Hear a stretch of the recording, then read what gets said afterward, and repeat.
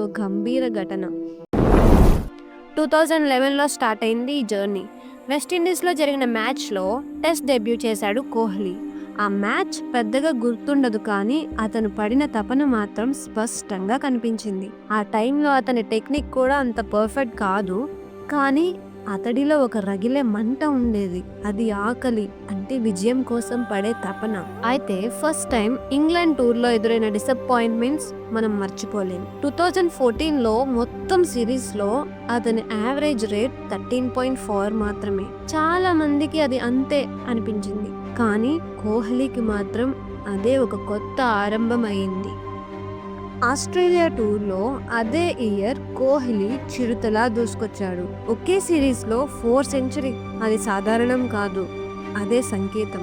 Bat చేతిలో యుద్ధం start అయింది. ఆ టూర్ మధ్యలో ధోని రిటైర్మెంట్ ప్రకటించాక కెప్టెన్సీ కోహ్లీ చేతికి వచ్చింది. ఇక టీం పూర్తిగా అతనిదే. అతను చెప్పినట్టే ఆ టీం ఆడింది. ఫిట్ గా, అగ్రెసివ్ గా, ధైర్యంగా ఆడారు. ఇండియా టాప్ ర్యాంక్ లోకి ఎక్కింది. ఇంట్లో మాత్రమే కాదు, విదేశాల్లో కూడా పోరాడింది ఇండియా. మన టీం యుద్ధ గర్జనలతో క్రికెట్ ఆడిన ఆ కాలం ఇప్పటికీ గుర్తుండిపోతుంది. 2016 నుంచి 2019 వరకు ఇదే కోహ్లీ జీవితంలో హైయెస్ట్ పీక్. డబుల్ సెంచరీలు వరుసగా. వెస్టిండీస్, ఢిల్లీ, పూణే, ఎక్కడైనా ఎవరెదురైనా బ్యాట్ పైకెత్తిన ప్రతిసారి మనకి గర్వంగా ఉంది. 2018లో ఇంగ్లాండ్ టూర్ నిజమైన రిడెన్షన్. ఫస్ట్ ఫెయిల్ అయిన ఆ పిచ్ పై ఇప్పుడు 593 రన్స్ చేశారు. విమర్శకులకు చెమట పట్టించాడు కోహ్లీ. అండ్ తర్వాత ఆస్ట్రేలియాలో 2018-19 సిరీస్ విజయం భారత క్రికెట్ హిస్టరీ అద్భుత ఘట్టం. కోహ్లీ లీడర్షిప్ లో భారత్ ఆస్ట్రేలియాలో ఫస్ట్ టైం టెస్ట్ సిరీస్ గెలిచింది. అది కేవలం విజయమే కాదు, అది ఒక ప్రకటన. కానీ ప్రతి స్టోరీలో ఒక డార్క్ చాప్టర్ ఉంటుంది. 2019 తర్వాత కోహ్లీ బ్యాట్ నుండి నాయిస్ తగ్గింది. సెంచరీలు రావడం ఆగిపోయింది. ఇంకా అతనిపై క్వశ్చన్స్ స్టార్ట్ అయ్యాయి. మానసిక ఒత్తిడి, ఇంకా బర్న్అవుట్. 2022లో కోహ్లీ కెప్టెన్సీ నుంచి తప్పుకున్నాడు.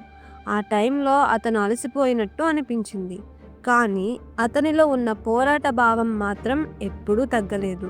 అతని గేమ్లో షార్ప్నెస్ తగ్గినా అతని ప్రభావం మాత్రం తగ్గలేదు. ఇంకా 2025 ఇది ఫైనల్ చాప్టర్. ఇంకా అంటే ఎండింగ్. ఇంకా గొప్ప సెంచరీ కాదు, అలా అని స్టేజ్ పై ఎమోషనల్ స్పీచ్ కూడా కాదు. కేవలం సైలెంట్గా గ్రౌండ్ని వదిలిన అతడు అందరి మనసుల్లో స్థిరంగా నిలిచిపోయాడు. 113 టెస్ట్లు, 29 సెంచరీస్, 8,800 పైగా రన్స్. కానీ కోహ్లీని నెంబర్స్ డిఫైన్ చేయలేవు. అతను భారత టెస్ట్ క్రికెట్కి ఇచ్చింది అవి మోర్ దెన్ స్టాటిస్టిక్స్. బ్రేవ్గా క్రికెట్ ఆడే జనరేషన్ కోహ్లీ వల్లే వచ్చింది. యాంగర్ ఎలా ఎలిగెంట్గా ఉండొచ్చో అతను చూపించాడు. ఫిట్నెస్ అంటే ఎలాంటి కమిట్మెంట్ ఉండాలో నేర్పించాడు. అతడు ఆటను ప్రేమించాడనే నిజాన్ని మనందరికీ గుర్తు చేశాడు. ప్రతి చిన్న క్రికెటర్కు అతను ఒక కళ, అతను ఒక లక్ష్యం. మీరు కూడా కమెంట్లో చెప్పండి, ఎంతమంది కోహ్లీ రిటైర్మెంట్ గురించి ఏమనుకుంటున్నారు. ఇలాంటి మరిన్ని క్రికెట్ అప్డేట్స్ కోసం మా ఈ ఛానల్ని సబ్స్క్రైబ్ చేయండి. Thank you. బాయ్.